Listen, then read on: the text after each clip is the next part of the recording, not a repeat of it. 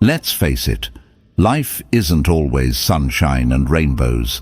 Sometimes it throws us curveballs in the form of people who seem to drain our energy, dampen our spirits, and leave us feeling like we've just run a marathon, uphill, in the rain. You know the type.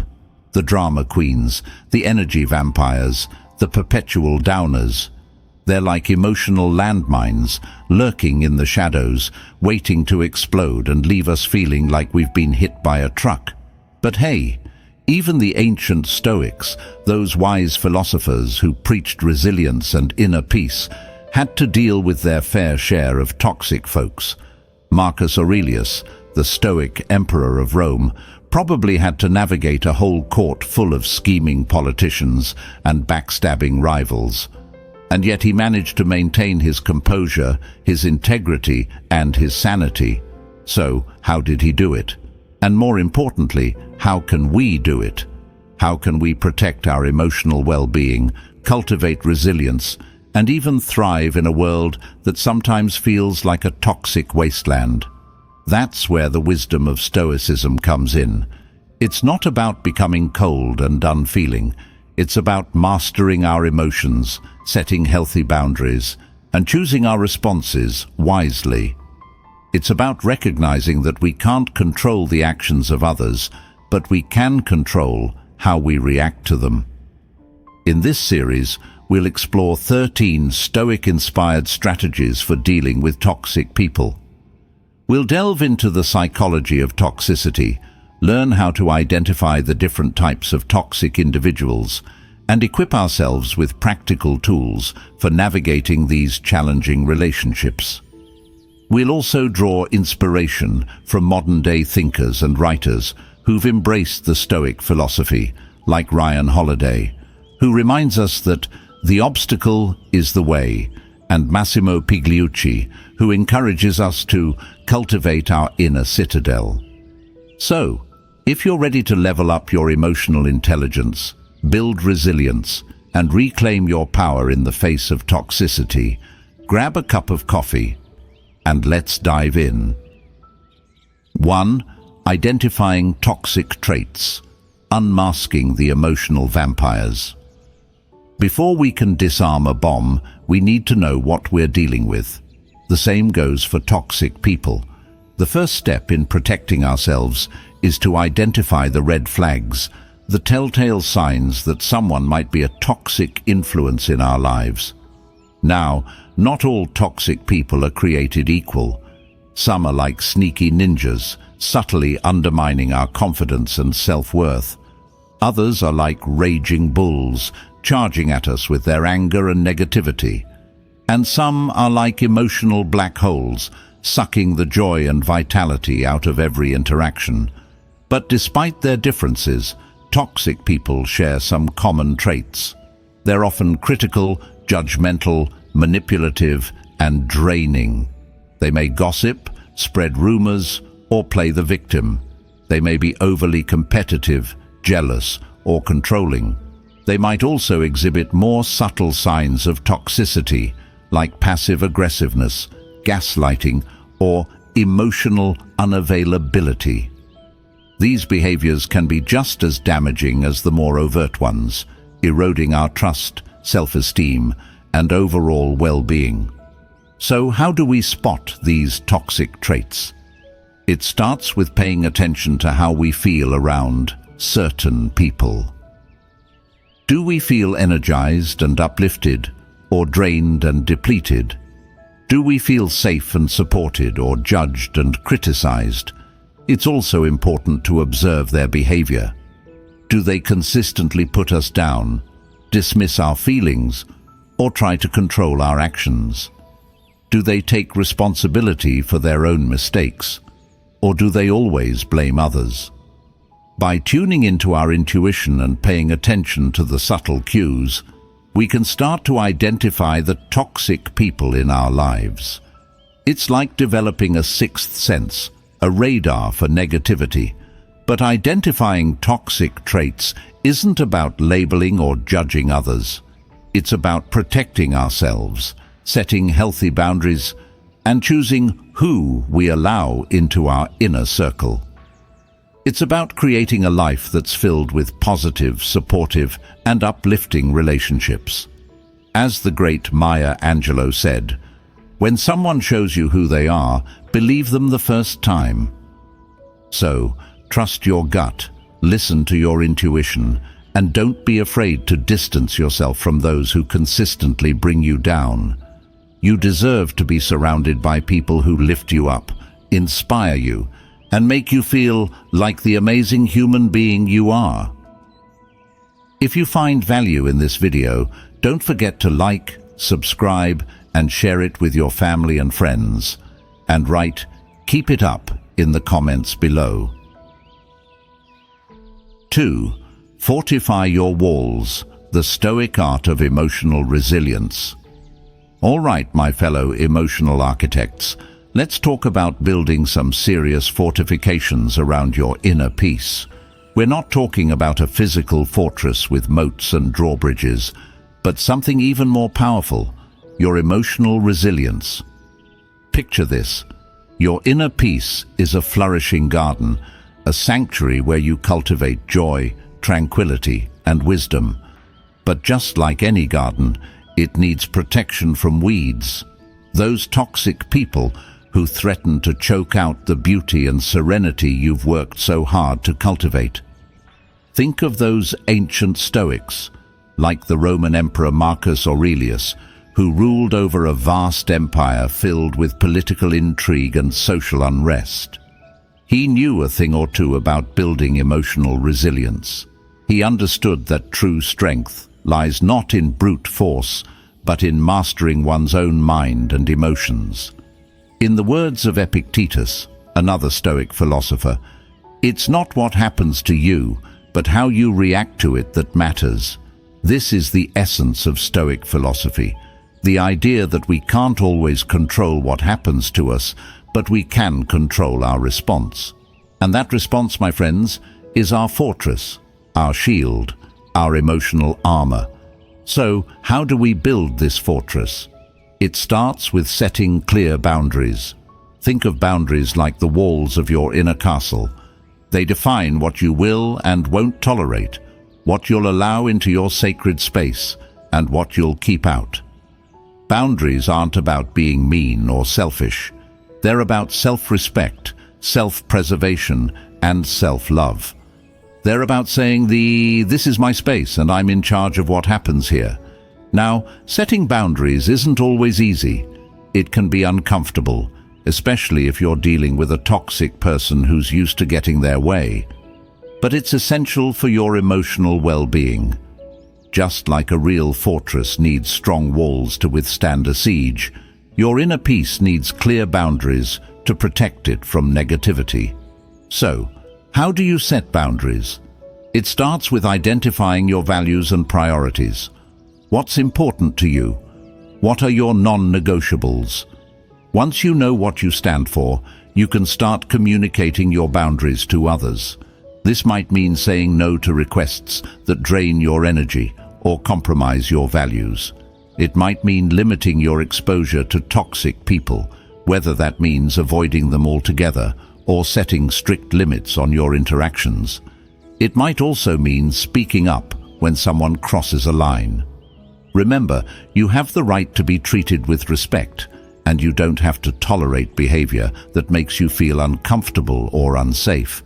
But setting boundaries isn't a one-time thing. It's an ongoing process that requires constant vigilance and reinforcement. Just like a real fortress needs regular maintenance to stay strong, your emotional boundaries need to be tended to and reinforced regularly. This might mean reminding yourself of your values, practicing self-care, or seeking support from trusted friends and family.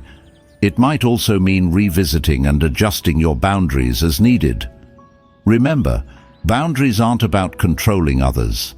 They're about taking control of your own life. They're about creating a safe and sacred space where you can thrive, flourish, and be your best self. As the modern-day author and speaker Brené Brown puts it, daring to set boundaries is about having the courage to love ourselves, even when we risk disappointing others.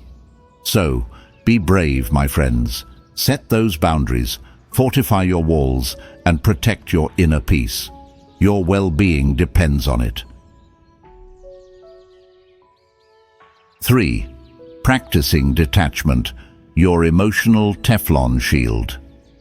All right, Stoic warriors, let's talk about a superpower that can make you practically immune to the slings and arrows of toxic people: detachment. Now, before you start picturing yourself as an emotionless robot, let me clarify. Detachment isn't about suppressing your feelings or becoming indifferent to the world around you. It's about cultivating a healthy distance from the negativity and drama that toxic people often bring. Think of it like this. You're a mountain climber, scaling a treacherous peak. The wind howls, the snow swirls, and the rocks crumble beneath your feet. But you remain focused, calm, and steady, because you know that getting caught up in the chaos will only lead to disaster. Similarly, when dealing with toxic people, it's essential to maintain your emotional balance and not get swept away by their storms. Detachment is your anchor, your lifeline, your emotional Teflon shield that allows you to observe the situation with clarity and respond with wisdom. The ancient Stoics, like the philosopher Epictetus, understood the power of detachment. He said, "Happiness and freedom begin with a clear understanding of one principle. Some things are within our control, and some things are not." This is the core of Stoic philosophy, the idea that we can't control the actions of others, but we can control our own thoughts, emotions, and reactions. In the modern world, this concept is echoed by the psychologist and author Viktor Frankl, who survived the horrors of the Holocaust and went on to develop logotherapy, a form of psychotherapy that focuses on finding meaning in life. Frankl said, "Between stimulus and response, there is a space. In that space is our power to choose our response. In our response lies our growth and our freedom." So, how do we practice detachment? It starts with awareness. We need to recognize when we're getting emotionally hooked by a toxic person's behavior. Are we feeling angry, hurt, or defensive? Are we getting sucked into their drama? Once we're aware of our emotional reactions, we can choose to step back and observe the situation from a more detached perspective. This doesn't mean we ignore our feelings. It means we don't allow them to control us.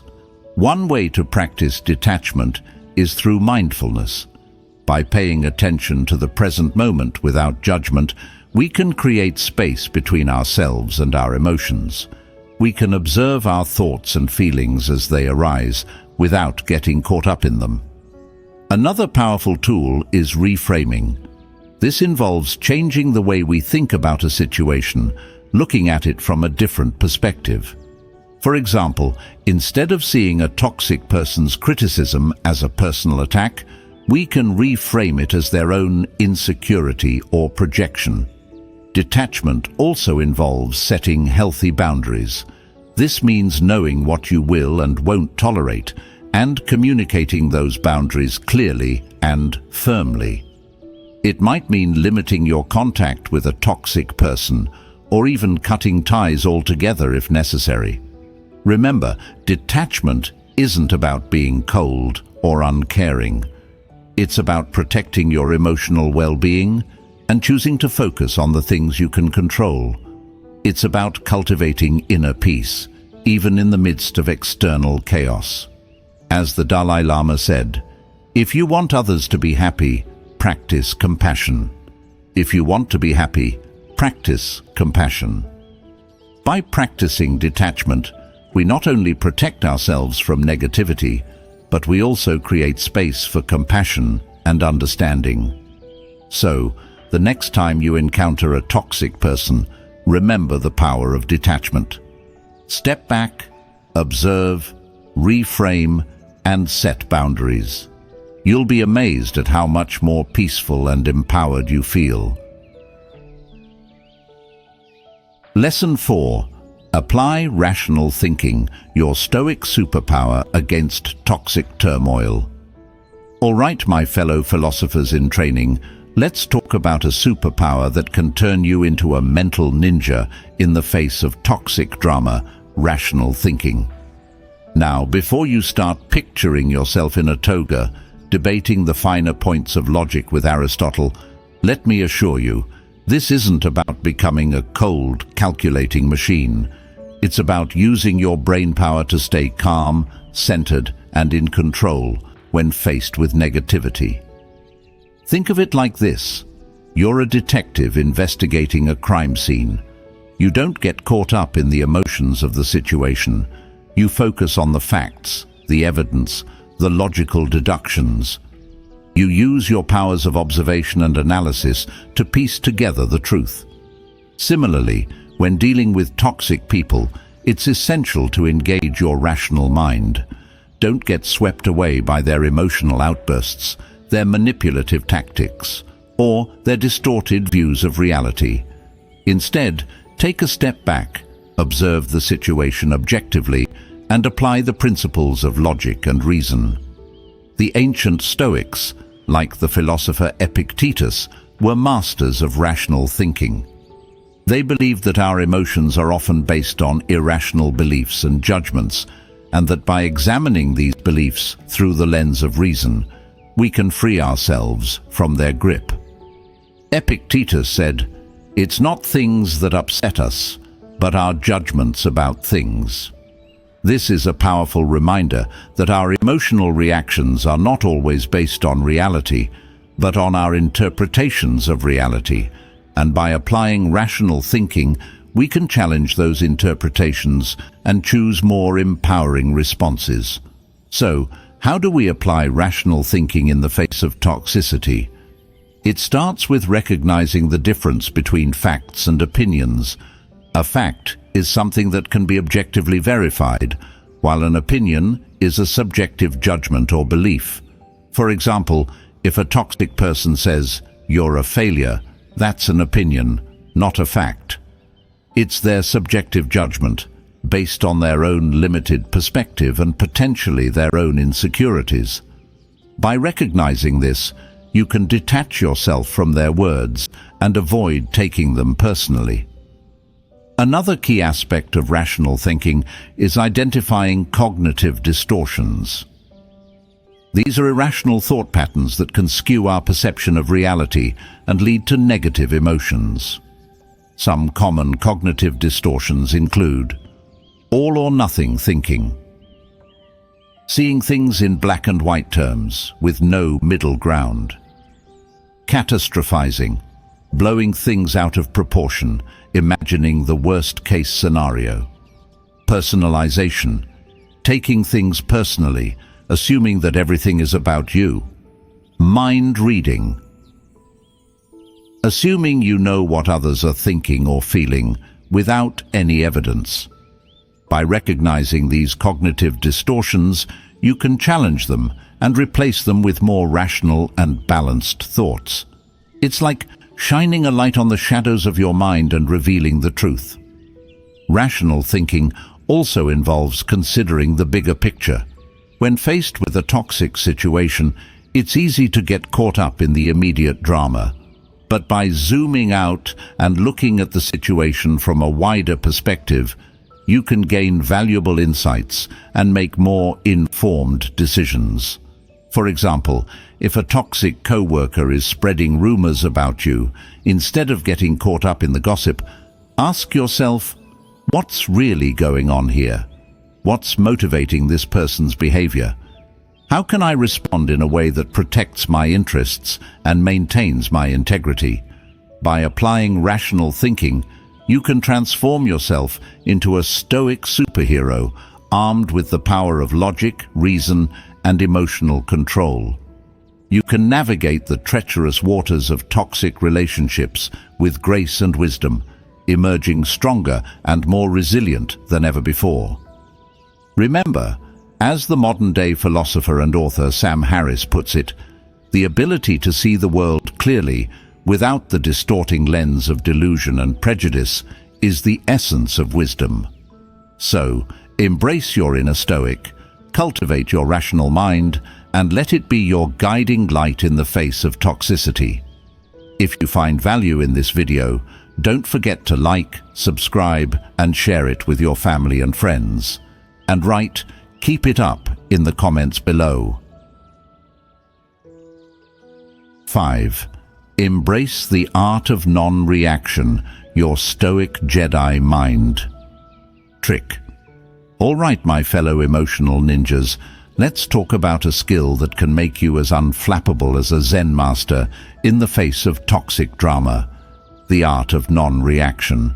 Now, before you envision yourself as a stone-faced statue, devoid of all emotion, let me clarify. Non-reaction isn't about suppressing your feelings or becoming a passive doormat. It's about mastering your emotions, choosing your responses wisely, and refusing to be drawn into the toxic vortex of negativity. Think of it like this. You're a martial artist facing a skilled opponent. They throw punches, kicks, and insults, trying to provoke you into a fight.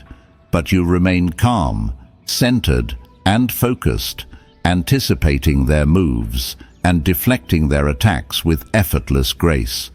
Similarly, when dealing with toxic people, it's essential to maintain your composure and not react impulsively to their provocations. Non-reaction is your secret weapon, your Jedi mind trick that disarms their negativity and protects your inner peace. The ancient Stoics, like the philosopher Marcus Aurelius, understood the power of non-reaction. He said, "You have power over your mind, not outside events. Realize this, and you will find strength." This is the essence of Stoic philosophy, the idea that we can't control the actions of others, but we can control our own thoughts, emotions, and reactions. In the modern world, this concept is echoed by the author and speaker Eckhart Tolle, who reminds us that whatever the present moment contains, accept it as if you had chosen it. This doesn't mean we condone toxic behavior. It means we don't allow it to control our emotional state. So, how do we embrace the art of non-reaction? It starts with awareness. We need to recognize when we're being triggered by a toxic person's words or actions. Are we feeling angry, hurt, or defensive? Are we tempted to lash out or retaliate? Once we're aware of our triggers, we can choose to pause, take a deep breath, and respond with intention rather than reaction. This might mean walking away from the situation, changing the subject, or simply remaining silent. It's important to remember that non-reaction isn't about ignoring the problem or pretending it doesn't exist. It's about choosing a more empowered response, one that doesn't fuel the drama or escalate the conflict. One way to practice non-reaction is through mindfulness. By paying attention to the present moment without judgment, we can create space between ourselves and our emotions. We can observe our thoughts and feelings as they arise without getting caught up in them. Another powerful tool is reframing. This involves changing the way we think about a situation, looking at it from a different perspective. For example, instead of seeing a toxic person's insult as a personal attack, we can reframe it as a reflection of their own unhappiness or insecurity. Non-reaction also involves setting healthy boundaries. This means knowing what you will and won't tolerate and communicating those boundaries clearly and firmly. It might mean limiting your contact with a toxic person or even cutting ties altogether if necessary. Remember, non-reaction isn't about being passive or weak. It's about taking the high road, maintaining your dignity, and refusing to be dragged down into the mud. It's about choosing peace over drama, wisdom over reactivity, and empowerment over victimhood. As the great Mahatma Gandhi said, "An eye for an eye only ends up making the whole world blind." So, choose to see the world through the lens of compassion, understanding, and non-reaction. You'll be amazed at how much more peaceful and empowered you feel. 6. Limit your exposure. The Stoic art of strategic retreat. All right, my fellow emotional strategists, let's talk about a tactic that can be as crucial as a well-timed retreat in a battle, limiting your exposure to toxic people. Now, before you start picturing yourself as a hermit, living in a cave and avoiding all human contact, let me clarify. This isn't about shutting yourself off from the world or becoming a misanthrope. It's about strategically choosing who you allow into your inner circle and how much time and energy you invest in those relationships. Think of it like this. You're a gardener tending to a beautiful plot of land. You've carefully cultivated the soil, planted seeds of positivity, and nurtured them with love and care. But then, you notice some pesky weeds starting to sprout up, threatening to choke out your precious plants. What do? You don't just let the weeds take over, do you? No, you take action. You pull them out, you weed them out. You do whatever it takes to protect your garden and ensure its continued growth and vitality. Similarly, when dealing with toxic people, it's essential to limit your exposure to their negativity. This doesn't mean you have to cut them out of your life completely, although sometimes that's necessary. It means setting healthy boundaries, choosing your battles wisely, and prioritizing your own well-being. The ancient Stoics, like the philosopher Seneca, understood the importance of limiting exposure to negativity. He said, "Associate with people who are likely to improve you." This doesn't mean surrounding yourself with yes men or people who always agree with you. It means seeking out relationships that challenge you to grow, that inspire you to be your best self, and that support your journey towards virtue and wisdom. In the modern world, this concept is echoed by the author and speaker Brené Brown, who encourages us to cultivate wholehearted living.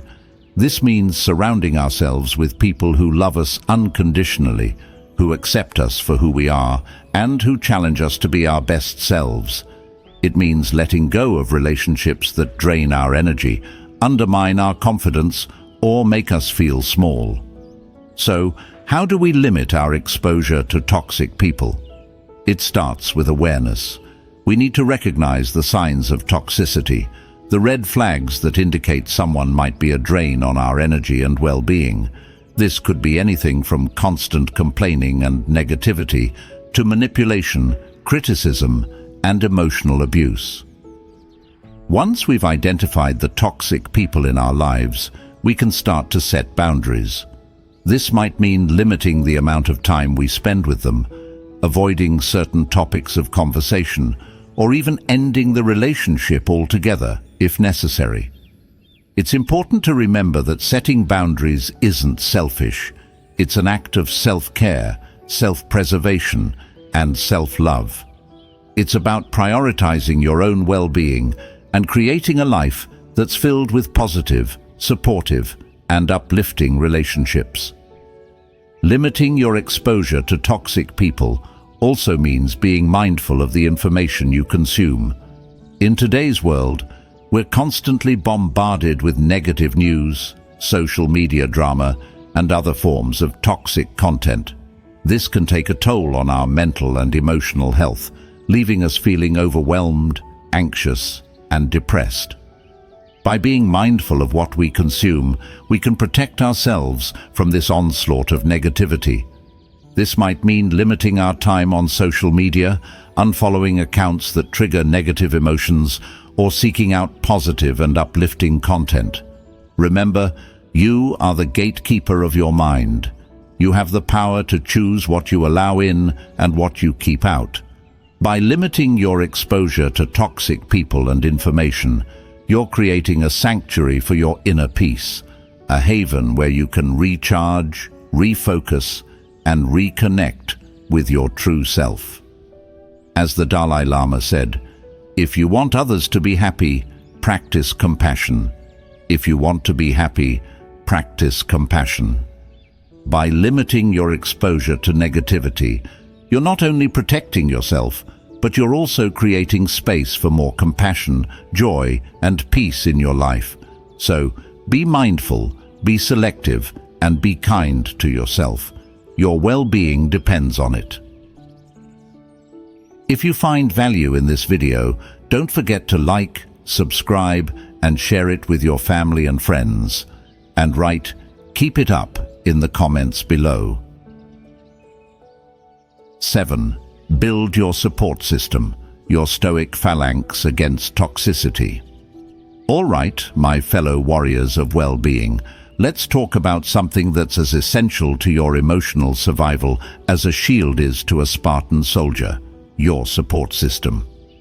In the ancient world, the phalanx was a military formation of tightly packed soldiers, each one protecting the other, creating an impenetrable wall of defense. In our modern lives, we face a different kind of battle, a battle against negativity, toxicity, and emotional drain. And just like those Spartan warriors, we need a phalanx of our own, a network of trusted allies who can support us, uplift us, and help us stay strong in the face of adversity. Think of it this way: you're a lone wolf, howling at the moon.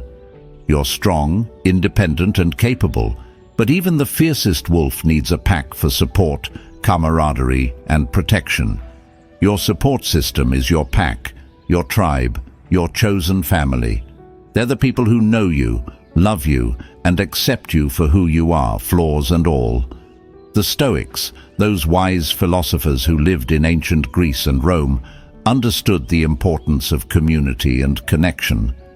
They believed that we're all interconnected, part of a larger whole, and that we thrive when we support and uplift one another. Seneca, a prominent Stoic philosopher, emphasized the importance of surrounding ourselves with virtuous people. He said, "Associate with people who are likely to improve you." This doesn't mean surrounding yourself with perfect people or people who always agree with you. It means seeking out relationships that challenge you to grow, that inspire you to be your best self, and that hold you accountable to your values. In today's world, this concept is echoed by the author and researcher Brené Brown, who emphasizes the importance of belonging and connection. She says, "We are hardwired to connect with others. It's what gives purpose and meaning to our lives." Your support system is your lifeline, your anchor, your safe harbor in the storm of life. So, how do you build this support system? It starts with identifying the people in your life who genuinely care about you, who lift you up, and who make you feel good about yourself. These are the people you want to invest in, to nurture, and to cherish. It's also important to expand your circle of support. This might mean joining a club, taking a class, volunteering for a cause you care about, or simply reaching out to new people and making connections. Remember, your support system doesn't have to be limited to family and friends. It can include mentors, coaches, therapists, spiritual advisors, or anyone else who can offer guidance, support, and encouragement. But building a support system isn't just about finding the right people. It's also about being the right person. It's about being a good friend, a supportive partner, a caring family member. It's about showing up for others, offering a listening ear, and lending a helping hand. As the Dalai Lama said, "If you want others to be happy, practice compassion. If you want to be happy, practice compassion." By cultivating compassion and empathy, we not only strengthen our relationships, but also create a more positive and supportive environment for ourselves and others. Building a strong support system takes time, effort, and intention. It's not something that happens overnight. But with patience and persistence, You can create a network of trusted allies who will be there for you through thick and thin. Remember, you're not alone in this battle against toxicity. You have a whole phalanx of support behind you, ready to help you conquer any challenge and achieve your dreams. So, reach out, connect, and build your tribe. Your emotional well-being depends on it. 8. Prioritize self-care, your Stoic spa day, minus the toga. All right, my fellow warriors of well-being, let's talk about something that's as essential to your emotional survival as a shield is to a Spartan soldier: self-care. Now, before you roll your eyes and dismiss this as fluffy nonsense, let me assure you, this is serious business. In fact, it's a concept that's deeply rooted in Stoic philosophy, the ancient wisdom that teaches us to cultivate inner peace, resilience, and virtue. Think of it like this. You're a high-performance sports car. You wouldn't expect to run at peak performance without regular maintenance, tune-ups, and the occasional pit stop, would you? Well, the same goes for your mind, body, and spirit. They need regular care and attention to function optimally. The ancient Stoics, like the philosopher Seneca, understood the importance of self-care. He said, "It is not that we have a short time to live, but that we waste a lot of it." In other words, life is too precious to waste on stress, burnout, and emotional exhaustion. We need to prioritize self-care so we can show up as our best selves, both for ourselves and for others. But self-care isn't just about bubble baths and face masks, although those can be nice too. It's about taking a holistic approach to your well-being, nurturing your mind, body, and spirit. It's about creating habits and rituals that support your physical, emotional, and mental health. So, what does Stoic self-care look like in the modern world? It might involve physical self-care. This could include exercise, healthy eating, getting enough sleep, and taking breaks throughout the day. Think of it like fueling your body with premium gas and giving it the rest it needs to perform at its best. Emotional self-care. This might involve journaling, meditation, spending time in nature, or talking to a therapist or trusted friend. It's about processing your emotions, managing stress, and cultivating inner peace. Mental self-care. This could include reading, learning new things, engaging in creative pursuits, or simply taking time to relax and de-stress. It's about stimulating your mind, expanding your knowledge, and finding joy in the simple things. Spiritual self-care.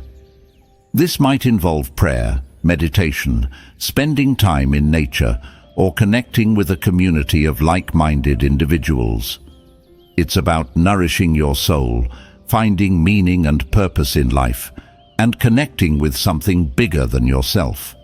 The key is to find what works for you and to make self-care a non-negotiable part of your routine. It's not selfish, it's essential. When you take care of yourself, you're better equipped to handle the challenges of life, including dealing with toxic people. Think of it like putting on your own oxygen mask first, before assisting others. You can't help others if you're not taking care of yourself. In the words of the modern-day mindfulness teacher, Thich Nhat Hanh, the most precious gift we can offer others is our presence. When mindfulness embraces those we love, they will bloom like flowers. By prioritizing self-care, you're not only blooming yourself, but also creating a more positive and loving environment for those around you. So, my friends, make self-care a priority. It's not a luxury, it's a necessity. It's your secret weapon against negativity, your shield against burnout, and your pathway to a more fulfilling and joyful life. Remember, as the great Audre Lorde said, caring for myself is not self-indulgence, it is self-preservation, and that is an act of political warfare. So, take care of yourself, my friends. The world needs you at your best. 9. Setting firm boundaries, your Stoic no trespassing sign. All right, my fellow guardians of personal peace, let's talk about an essential skill for navigating the toxic terrain of human relationships, setting firm boundaries. Now, this isn't about building a wall and isolating yourself from the world. It's about creating a clear demarcation line, a no trespassing sign for your emotional well-being. Think of it like this. You're the ruler of your own personal kingdom, a sovereign nation with its own laws, customs, and values.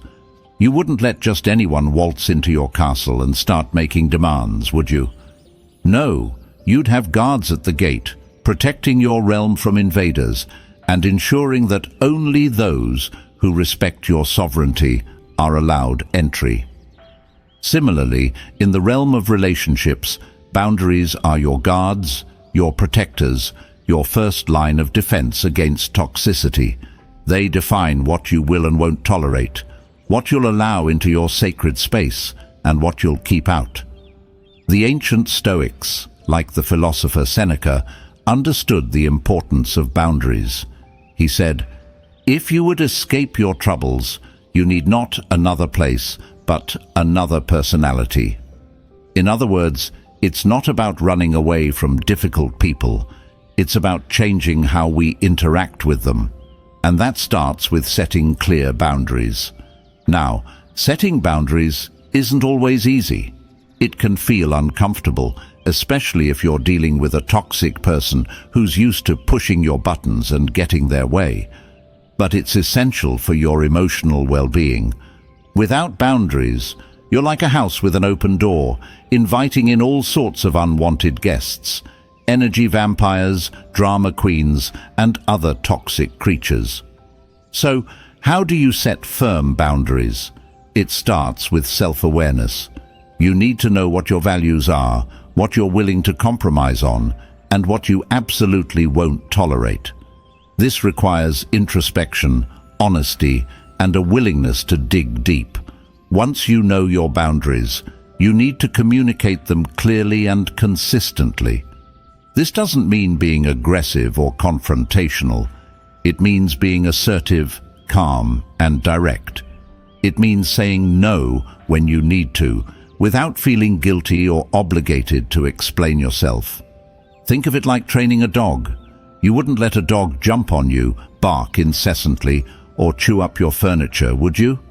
No. You'd set clear rules and consequences, and you'd enforce them consistently. The same goes for toxic people. You need to set clear boundaries and enforce them consistently, even if it means facing resistance or pushback. But setting boundaries isn't just about saying no. It's also about saying yes to yourself. It's about prioritizing your own needs, values, and well-being. It's about creating a life that's aligned with your authentic self, not the expectations of others. As the modern-day author and speaker Glennon Doyle says, we can do hard things. Setting boundaries can be hard, but it's also incredibly empowering. It's a way of saying, I respect myself enough to protect my energy, my time, and my emotional well-being. Remember, boundaries aren't about controlling others. They're about taking control of your own life. They're about creating a safe and sacred space where you can thrive, flourish, and be your best self. So, my friends, don't be afraid to set those boundaries. Draw that line in the sand, put up that no trespassing sign, and protect your inner kingdom. You deserve to live a life that's free from toxicity, drama, and emotional vampires. And by setting firm boundaries, you're creating the space for that life to unfold. 10. Engage in cognitive reframing, your mental jujitsu for toxic takedowns. All right, my fellow mind warriors, let's talk about a technique that can turn you into a mental jiu-jitsu master in the face of toxic takedowns: cognitive reframing. Now, before you start picturing yourself in a dojo, sparring with your inner demons, let me explain. Cognitive reframing isn't about denying reality or pretending everything is sunshine and rainbows. It's about changing your perspective, shifting your focus, and choosing how you interpret and respond to events. Think of it like this. You're wearing a pair of glasses with smudged lenses. Everything you see is distorted, blurry, and out of focus. But when you clean those lenses, suddenly the world becomes clear, vibrant, and full of possibilities. Similarly, when we're dealing with toxic people, our perception can become clouded by negativity, anger, and resentment. We see everything through a lens of judgment and criticism, which only amplifies the toxicity and makes us feel worse. But cognitive reframing allows us to clean our mental lenses, to see the situation more objectively, and to choose a more empowering response. It's like a mental reset button, a way to break free from the negative thought patterns that keep us stuck in a cycle of reactivity and pain. The ancient Stoics, like the philosopher Epictetus, were masters of cognitive reframing. They understood that our emotions are often based on irrational beliefs and interpretations, and that by challenging those beliefs, we can change our emotional experience.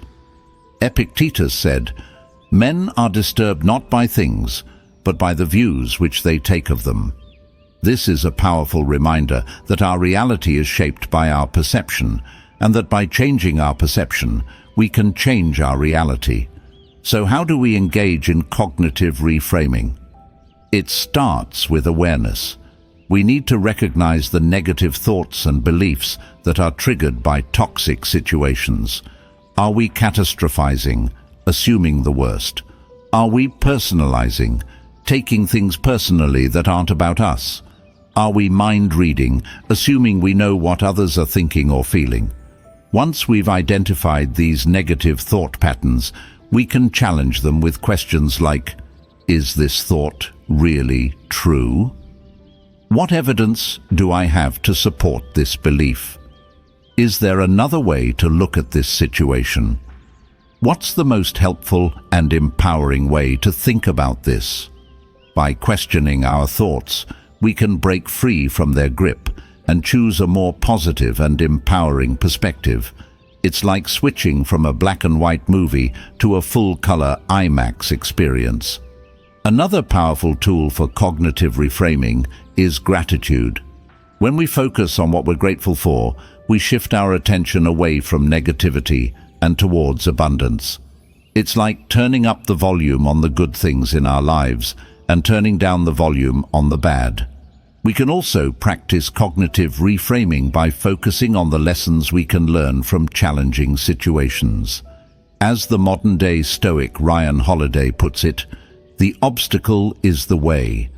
Every obstacle, every setback, every toxic encounter is an opportunity for growth and self-discovery. By reframing challenges as opportunities, we can turn adversity into advantage. Cognitive reframing is a powerful tool, but it takes practice and patience. It's not about denying our feelings or pretending everything is perfect.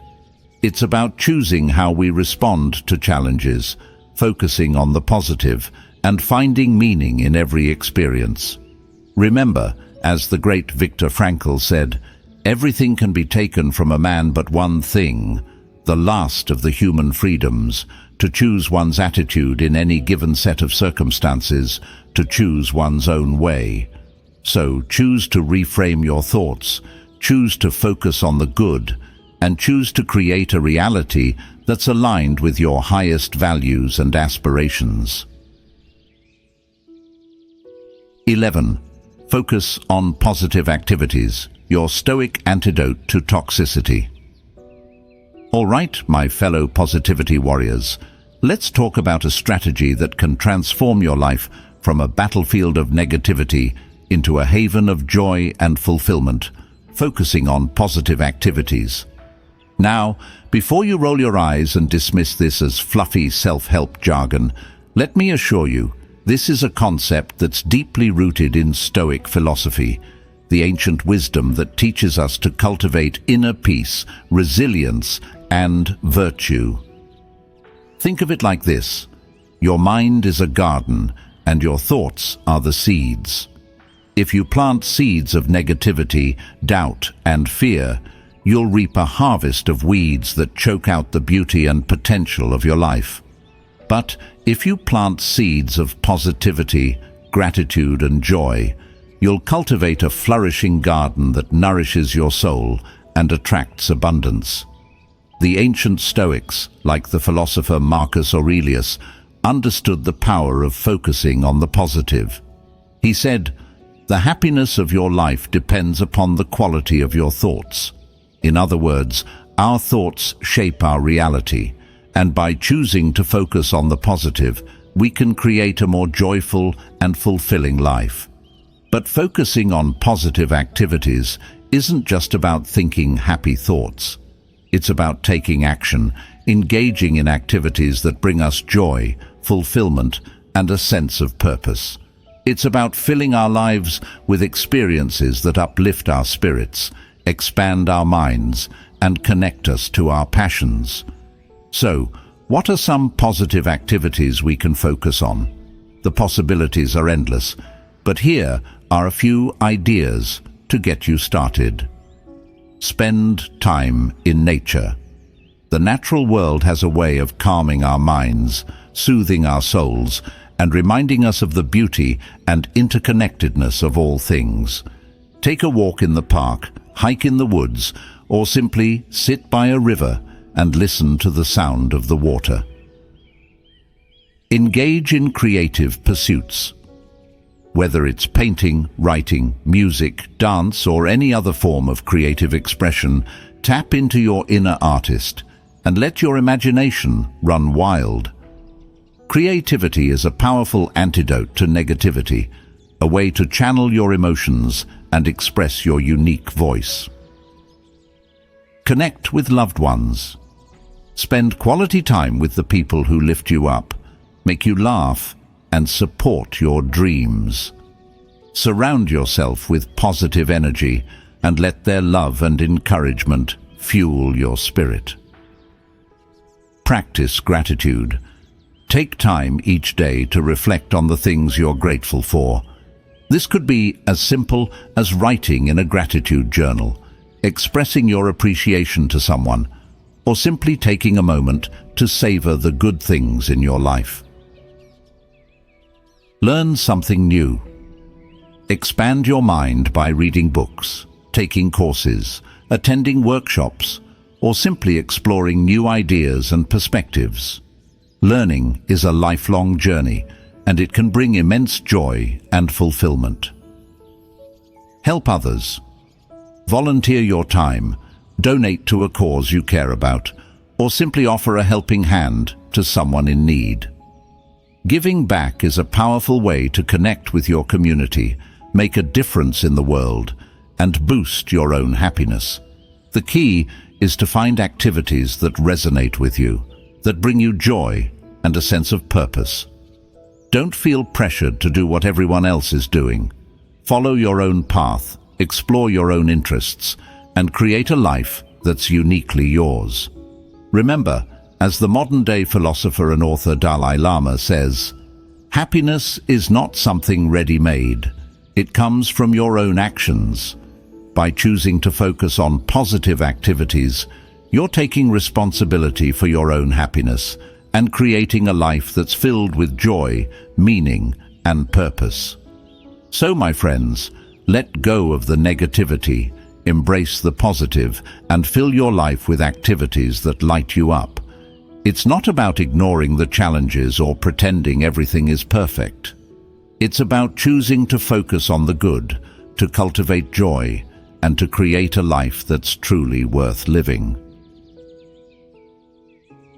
12. Maintaining emotional distance. your Stoic force field against negative energy. All right, my fellow emotional ninjas, let's talk about a skill that can make you as slippery as a greased pig in the face of toxic drama: maintaining emotional distance. Now, before you start picturing yourself floating in a bubble, completely detached from the world, let me clarify. Emotional distance isn't about becoming cold, aloof, or uncaring. It's about creating a healthy space between yourself and the negativity of others, so you can respond with wisdom, compassion, and grace rather than reacting with anger, hurt, or resentment. Think of it like this: you're a deep-sea diver, exploring the depths of the ocean. You're surrounded by fascinating creatures, vibrant colors, and breathtaking beauty.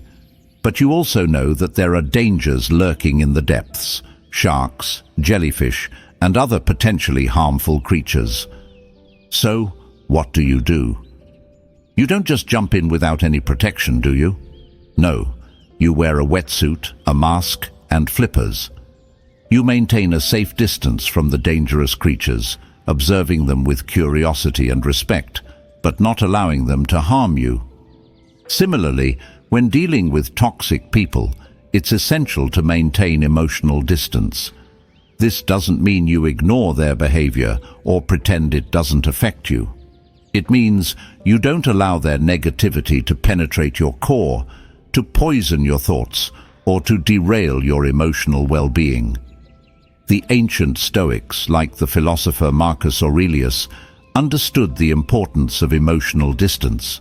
He said, "You have power over your mind, not outside events. Realize this, and you will find strength." This is the essence of Stoic philosophy, the idea that we can't control the actions of others, but we can control our own thoughts, emotions, and reactions. In the modern world, this concept is echoed by the psychologist and author Dr. Kristin Neff, who developed the concept of self-compassion. She says, instead of mercilessly judging and criticizing yourself for various inadequacies or shortcomings, self-compassion means you are kind and understanding when confronted with personal failings.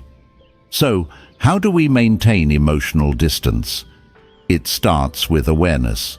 We need to recognize when we're getting emotionally entangled with a toxic person. Are we taking their words or actions personally? Are we feeling angry, hurt, or defensive? Are we getting sucked into their drama? Once we're aware of our emotional reactions, we can choose to step back and create some distance. This might mean physically removing ourselves from the situation, taking a break from the conversation, or simply shifting our focus to something more positive. It's also important to remember that emotional distance doesn't mean emotional detachment. We can still care about the person, even if we don't agree with their behavior. We can still offer compassion and understanding, even if we don't allow their negativity to affect us. One way to maintain emotional distance is through mindfulness. By paying attention to the present moment without judgment, we can create space between ourselves and our emotions. We can observe our thoughts and feelings as they arise without getting caught up in them. Another powerful tool is cognitive reframing. This involves changing the way we think about a situation, looking at it from a different perspective.